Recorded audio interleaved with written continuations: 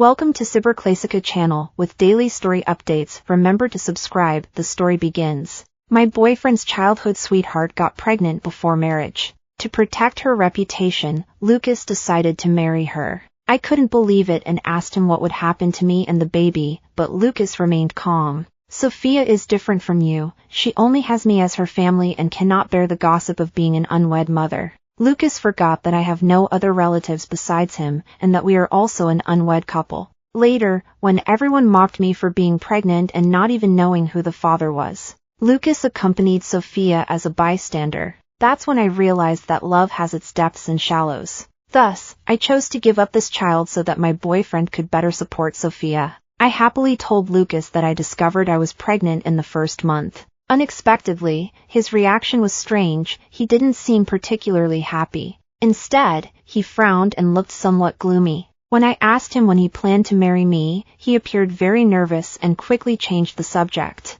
Until today, I went to the hospital alone for a checkup.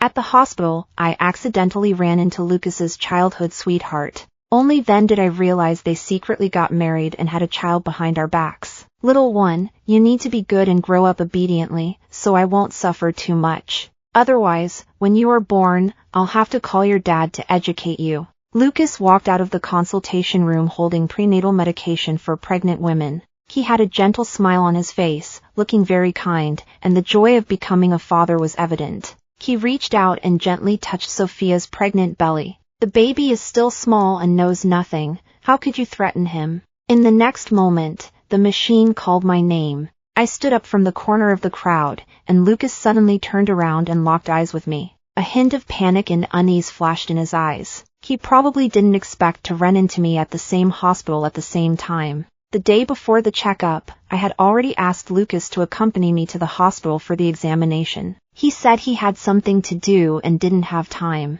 I believed him without hesitation. So, I came to the hospital alone to make an appointment. It's really ironic. He said he was busy, but it turned out he was accompanying his little sweetheart for a prenatal checkup, completely disregarding me, his official girlfriend. I slowly walked over, looking at Sophia's slightly protruding belly, but I maintained a calm and even somewhat indifferent expression on my face. How old is the child? Lucas kept his head down, not daring to speak. On the contrary, Sophia seemed quite pleased and secretly flashed me a smile. It's almost 2 months old. This is my and Lucas's little baby. At that moment, when I heard the answer, I bit my lower lip tightly. What a coincidence, it's about the same size as the baby in my belly. It felt like my heart was being torn apart, and tears couldn't help but stream down my face. I looked up at Lucas, my lips slightly pale from biting, and my voice squeezed out from my throat. Don't you plan to give me an explanation? Seeing me cry so sadly, Lucas immediately panicked and looked at me with concern.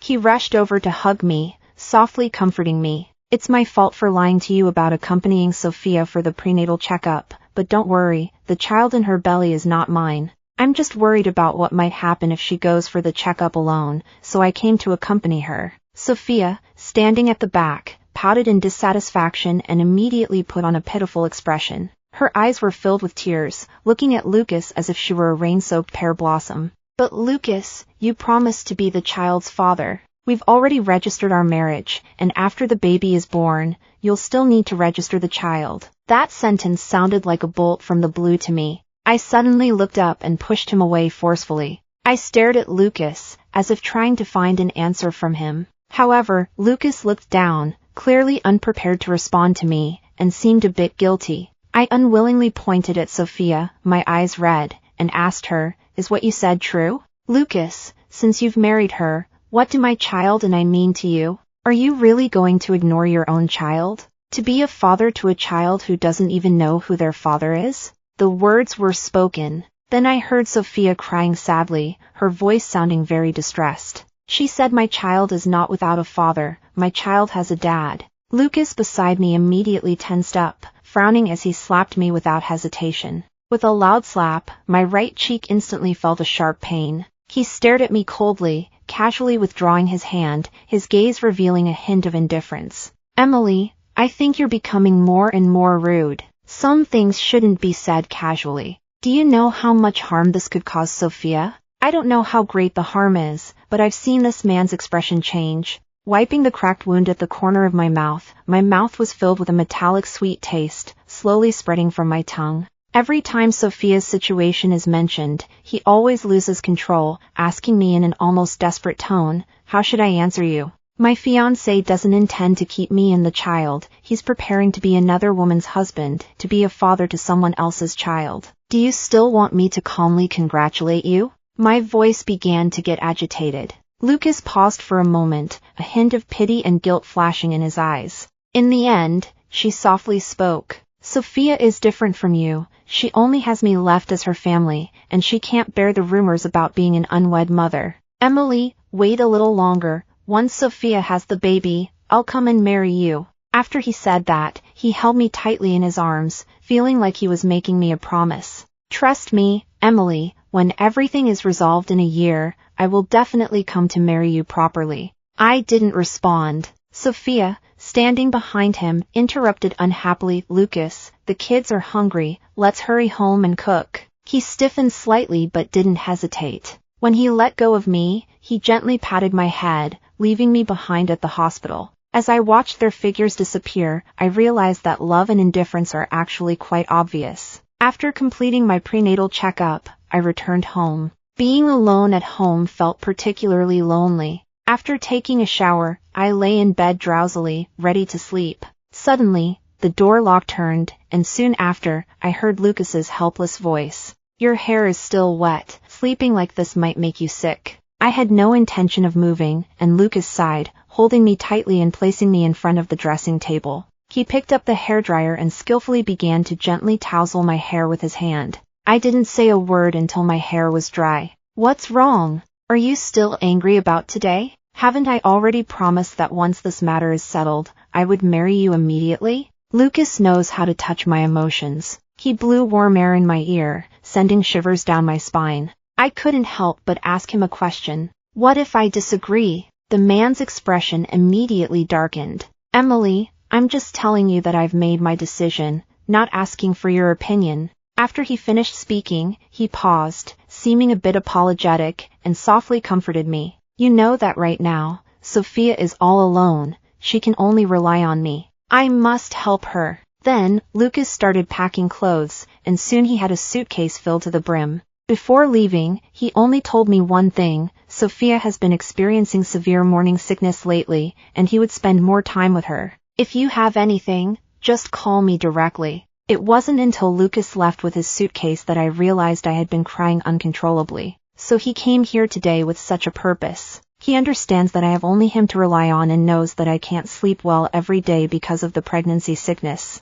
But he just doesn't care about me anymore. Compared to Sophia, I seem less important. Since that day, my contact with Lucas has decreased significantly. He is busy taking care of Sophia every day, and only occasionally checks on me late at night. He noticed that I wasn't responding to him. Later, he clearly contacted me less often, until the day I was 3 months pregnant. During a prenatal checkup at the hospital, I ran into Lucas's sister. Olivia looked very surprised, suddenly snatching the prenatal report from my hand, her voice involuntarily rising a few notches. "Emily, how could you betray my brother? You're pregnant with someone else's child?" I frowned, not expecting her to think that way. So I quickly began to explain. "This child is your brother Lucas's. I did not betray him." To my surprise, she looked at me with disgust and sneered repeatedly. "I've already seen through you, Emily. I didn't expect you to look so pure,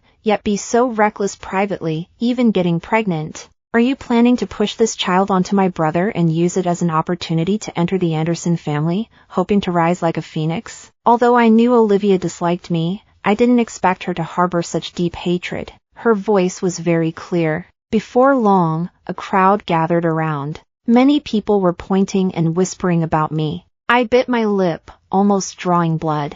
Even breathing felt painful. I tried to rush out of the hospital several times, but each time I was stopped by Olivia. In the end, I could only stop in my tracks, awkwardly looking at her, and forced out a question from my throat. "What do you want from me?" "I've already said it. This child is your brother's. If you don't believe me, you can call him." Olivia looked at me coldly and said with a mocking tone, "Emily, Don't think I don't know that the child Sophia is carrying is my brother's. Right now, my brother is accompanying her for a checkup.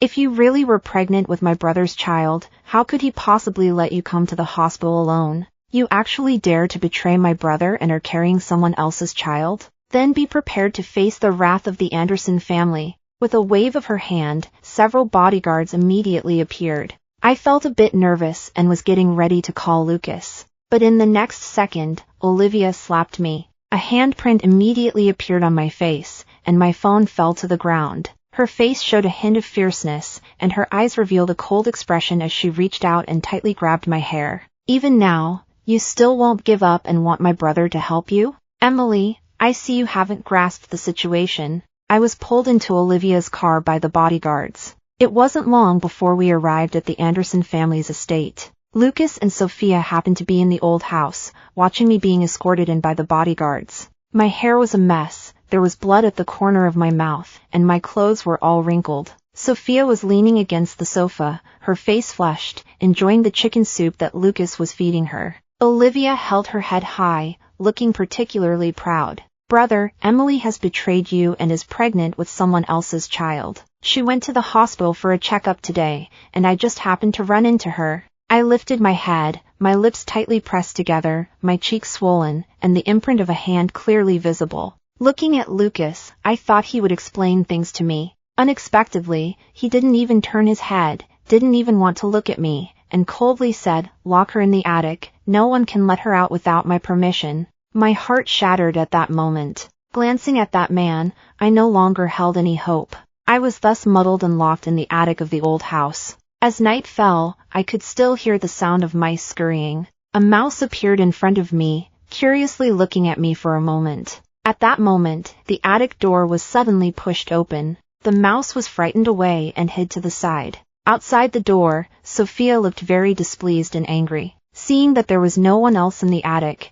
she no longer hid her emotions and gave me a proud smile. Emily, you've encountered this situation today too. I told you before that Lucas is mine, yet you insisted on competing with me and even thought about marrying him? You should understand that in his heart, I am the most important, and you are merely a pastime for him. Seeing that glaring smile on Sophia's face filled me with anger. I grabbed something from the ground and threw it directly at her. Sophia was startled, let out a scream, and immediately sat down on the ground. At that moment, I realized that what I had thrown was a mouse. Suddenly, hurried footsteps echoed from the attic, and Lucas and Olivia ran over. Sophia lay on the ground, holding her stomach and crying loudly, repeatedly saying her stomach hurt. Lucas, my stomach hurts so badly. Do you think something happened to our baby? I kindly asked Emily what she wanted to eat since she hadn't had a meal, and she actually threw the mouse at me. Sophia said a lot, and even hummed a few times saying her stomach hurt.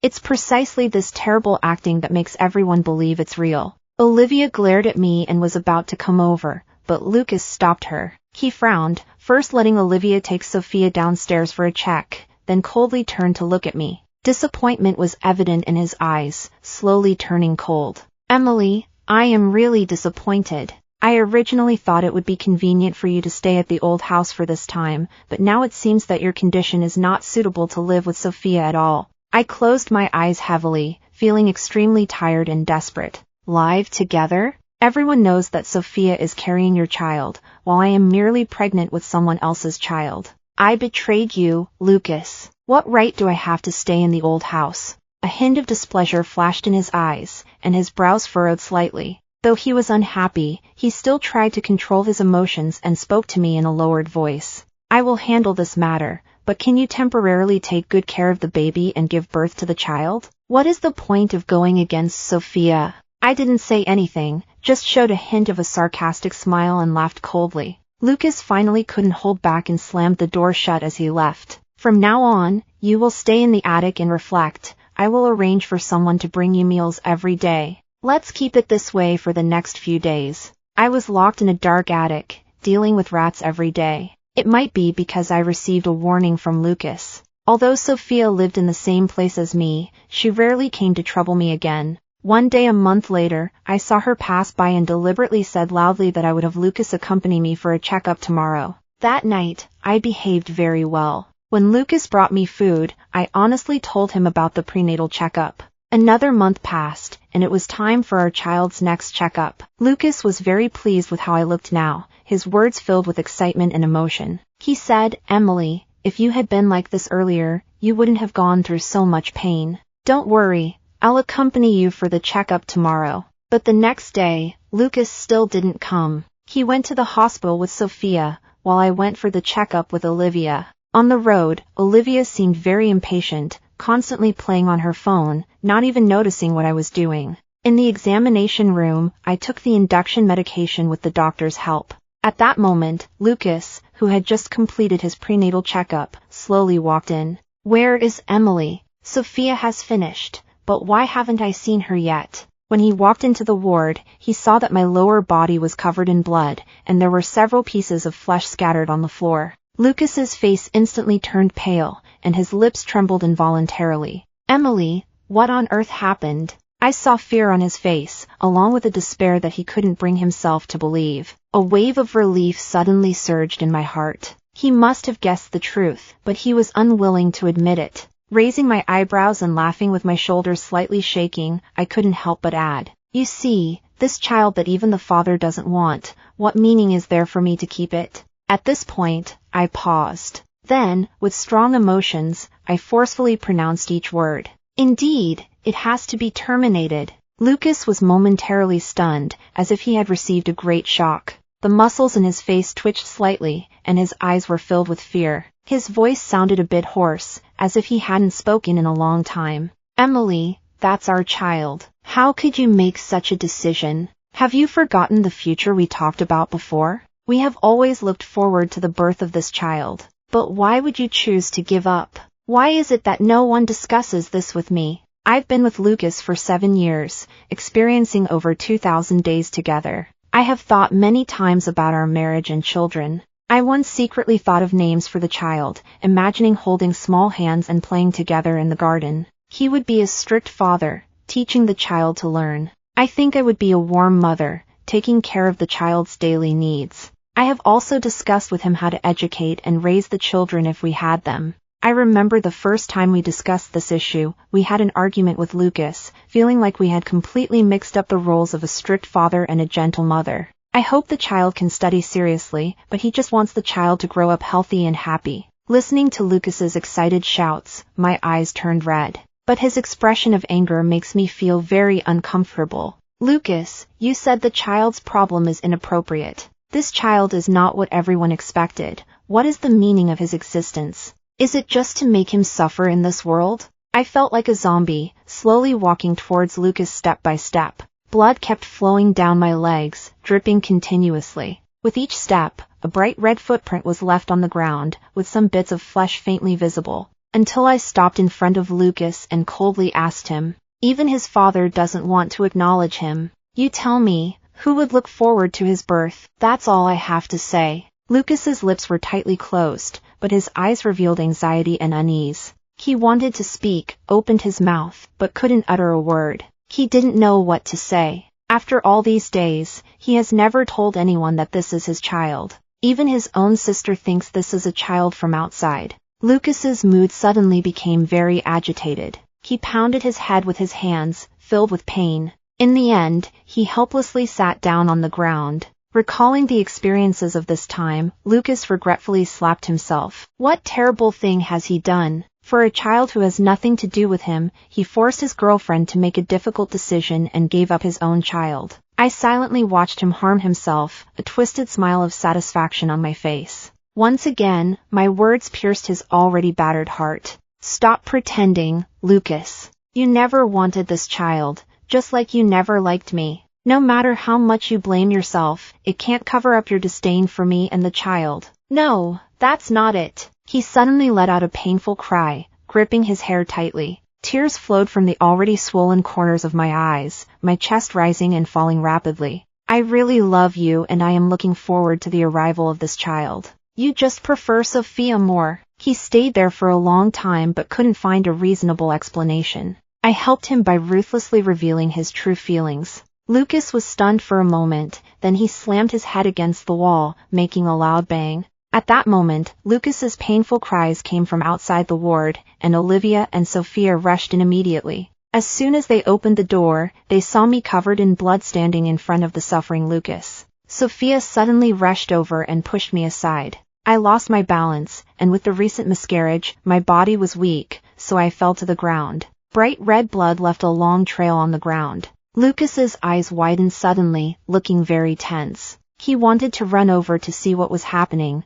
but was grabbed by Olivia. Olivia said with a dissatisfied face, "Bro, don't worry about her. She asked for it by daring to hurt you." Sophia was like a mother hen protecting a little chick, tightly guarding Lucas, glaring at me with a fierce expression. "Emily, what do you want to do? Let me tell you, if you dare to hurt Lucas, I won't let you off." At that moment, I felt a strong sense of discomfort all over, yet I was smiling brightly on my face. It became clear to me that there was indeed an unexplainable bond between Sophia and Lucas. For her, he was willing to give up his own child, and she was willing to give everything for him. "So you two do have feelings for each other. It seems I've been meddling." Sophia immediately lifted her head proudly. "Of course, Lucas and I are the perfect match." But he hadn't finished speaking. Lucas, pulled by Olivia, suddenly knelt in front of me, staggering like a madman. His hands trembled, seemingly wanting to pick me up. But because he was very scared, his whole body was weak and powerless, unable to exert any strength. Seeing this scene, I couldn't help but laugh. "Lucas, everyone is here. Stop pretending. My child is gone. You must be the happiest person, right? Then I have no reason to pressure you anymore." He lowered his head, tears welling up, sobbing quietly. Sophia and Olivia behind me looked very excited upon hearing the news of my miscarriage. Olivia even ran over directly, wanting to take Lucas away. "Bro, let's go. Don't pay any attention to her. Her child is gone, so she won't bother you anymore, and you can marry Sophia in peace." However, before Olivia could finish her words, Lucas angrily turned around and slapped her. With wide eyes, filled with fury, he gritted his teeth and shouted, "Who said my child was a bastard? Tell me, who told you that Emily's child is a bastard?" Lucas stood up, angrily grabbing Olivia by the collar. His whole body was tense, veins bulging on his forehead, like an enraged beast. He firmly said, "This is my child, not some wild child." Olivia was pushed hard and bumped into the corner of the wall. This sudden revelation left her stunned. She looked at the already silent Sophia in disbelief, feeling that she seemed to know something. She was fooled, tricked by Sophia. Thinking about how the Anderson family's bloodline was forced to be lost, Olivia felt very uncomfortable. She rushed in front of Sophia, angrily tugging at her clothes. "Sophia, didn't you tell me it wasn't like this before? Emily betrayed my brother and is pregnant with someone else's child. How could it not be like this? You must give me an explanation today." Sophia, pregnant, struggled hard to push Olivia away. "You are too naive for believing all this. Who can you blame? Besides, Lucas is already my husband, and he even registered our child. Emily's child is just an illegitimate child." Lucas charged forward and slapped her to the ground. Now he understood that both he and Olivia had been provoked by Sophia. I also suddenly realized. I have to admit, Sophia's methods are really clever. No wonder Olivia happened to be at the hospital that day and coincidentally found out I was pregnant. No wonder Lucas was indifferent to the child that day at the old house. Anger shone in his eyes, his face full of obvious dissatisfaction, his teeth grinding audibly. "Sophia, the child you're carrying is not mine. It has nothing to do with me. Why should I register a child that is unrelated to me? Our marriage ends today. I will file for divorce." Seeing Lucas's previous arrogance now turn to submission, I couldn't help but smile lightly. I slowly sat up, feeling a bit tired, and lay back down on the hospital bed. Lucas wanted to come over, but he stopped in his tracks under my cold gaze. Sophia cried sadly, tightly gripping his pant leg. "No, Lucas, we can't get divorced. I can't live without you." Lucas laughed maniacally, looking at Sophia with eyes full of anger and hatred. My attitude was very cold, while Olivia looked somewhat confused and scared, appearing quite regretful. He finally understood that his punishment had already begun. I was hospitalized due to a miscarriage. In the following days, Lucas came to see me on time every day. He always brings his homemade chicken soup and fish soup. I never pay attention to him. Every time, he stands outside the ward for a long time, looking very downcast. It was the same on the day I was discharged. It was drizzling in the sky. I knew Lucas would definitely care about when I would be discharged, so I decided to leave early. Before it was fully light, I packed my things. To my surprise, as soon as I stepped out of the hospital, I saw Lucas leaning against the hospital entrance. I don't know how long he had been waiting. He looked disheveled, his hair was a mess from the wind, and his coat had marks from the rain. As soon as she saw me, she stood up straight and looked at me nervously. "Emily, I'm here to take you home from the hospital." I frowned and involuntarily took a step back. Seeing my reaction, Lucas's eyes instantly filled with tears, and he looked down, not daring to meet my gaze. I was silent for a long time before calmly saying, "There's no need, we've already broken up, and we have nothing between us. I have legs, I can go home by myself." After I said that, I walked past him and hailed a taxi by the roadside. I didn't expect Lucas to suddenly rush over, kneel in front of me, grab my clothes, and plead with a choked voice. "Emily, can you please forgive me just this once? I really don't want to break up. I know I was wrong, I've already lost the child and can't lose you too. Consider this me begging you, don't leave me, I truly can't live without you." Tears streamed down from the corners of my eyes, my voice filled with sadness and pain. But that can no longer soften my heart. Since losing the child, my heart has become extremely hard. I stared coldly at Lucas, my tone devoid of any emotion. "You should be seeking forgiveness from the children in another world, not from me. I regret ever falling in love with you, Lucas. You weren't like this 7 years ago. Back then, you made me feel safe and always brought me surprises. A wealthy young master who was willing to set aside his pride to work and study with me. When we set up stalls at the night market, he could shed that refined image and roll up his sleeves to help me chase away troublemakers. If I accidentally cut my finger, he would help me bandage the wound with teary eyes. But suddenly, everything changed. Lucas looked very helpless, his face full of sorrow, and he seemed to dim all at once. At that moment, I called for a taxi. Just as I was about to get in, Lucas grabbed my hand, his eyes revealing deep pain. At that moment, Sophia suddenly let out a tragic scream. She collapsed on the ground. Blood was gushing from her lower body, and I kept shouting Lucas's name.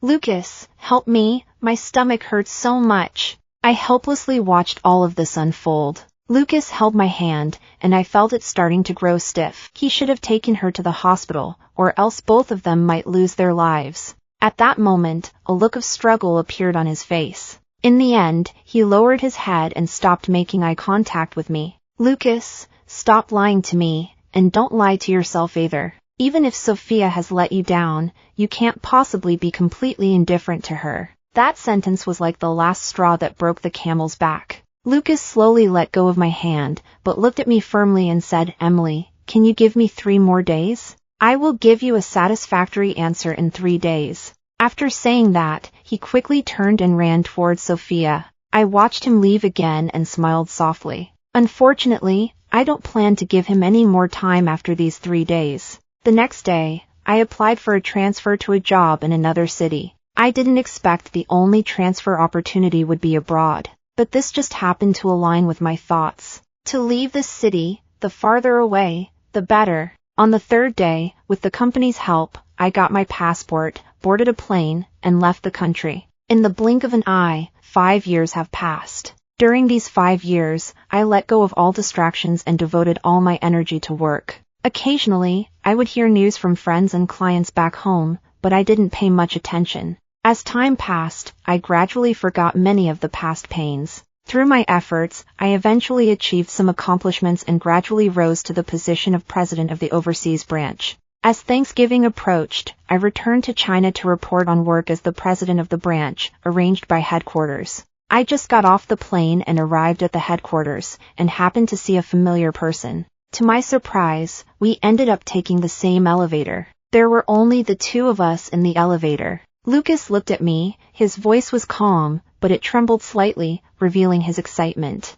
"Emily, after all these years, how have you been?" I didn't say anything, just nodded gently. Once, we spent countless nights together, sharing our innermost thoughts every day. But now, I have no urge to talk to him at all. With a ding, the elevator arrived. As I was about to step out, Lucas grabbed my wrist. His eyes were complex, seemingly carrying a hint of plea. "Let's have dinner together tonight. I'll wait for you at our usual place." I didn't respond, just calmly shook his hand off. At the moment the elevator doors closed, I heard his very firm voice. "We will not part without seeing each other." After the meeting, I thought a lot and ultimately decided to meet him. This would serve as a closure for the 7 years of our relationship.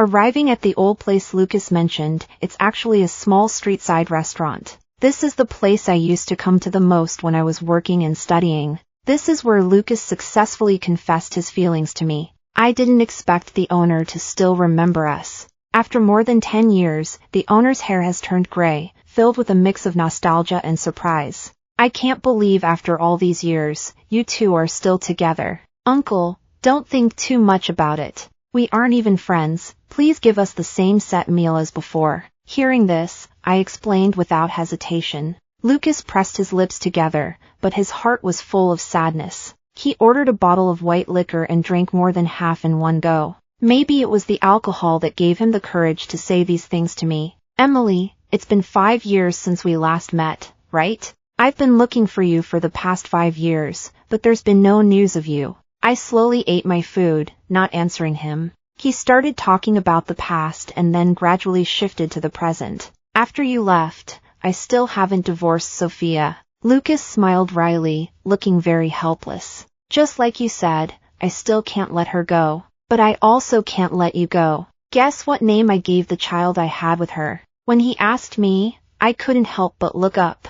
I saw the shining, gentle eyes of Lucas. Lucas misses Emily very much. He's always thinking about you, Emily, but feels too embarrassed to face you. After saying that, he covered his face with his hands and couldn't help but cry. The soft sobbing continued for a long time, unable to calm down. I don't know why, but I felt a sense of absurdity in my heart. I waited until I was full. Finally, I said my first sentence to him tonight. "If there's nothing else, let's end it here, and we won't have to see each other again." With his eyes closed, Lucas took a deep breath in pain, trying to calm himself down. After a long silence, she looked at me again, her gaze gentle yet somewhat nostalgic. "All right, I'll take you back." There was a tremor in her voice. After that meal, Lucas seemed to have come to terms with things. We didn't see each other for a long time after that. After Thanksgiving, I completed my work report and soon went abroad to start a new job, continuing my peaceful life. One year when I returned to my country for a work report conference, I ran into Olivia waiting for me. She looked very tired, no longer exuding that confident demeanor, her eyes filled with guilt towards me. She said to me, "I'm sorry, Emily. It was my fault about what happened before, and I hope you can forgive me." I smiled gently. I had almost forgotten about those matters. Just as I was about to ask her what was wrong, Olivia took out a letter from her pocket, her voice trembling with tears. "My brother passed away. The doctor said it was due to missing you too much. Before he died, the thing he regretted most was not being able to apologize to you in this lifetime. Actually, after Sophia gave birth, he divorced her, but he couldn't face you and didn't want to talk about it." I lightly pressed my lips together. Suddenly, I felt a bit thirsty. Do people always realize the taste of regret only after losing something? I opened the letter, and there was only one sentence inside. "I hope to meet you again in the next life and start anew." I sighed and then set the letter on fire. I hope to understand my true self in the next life.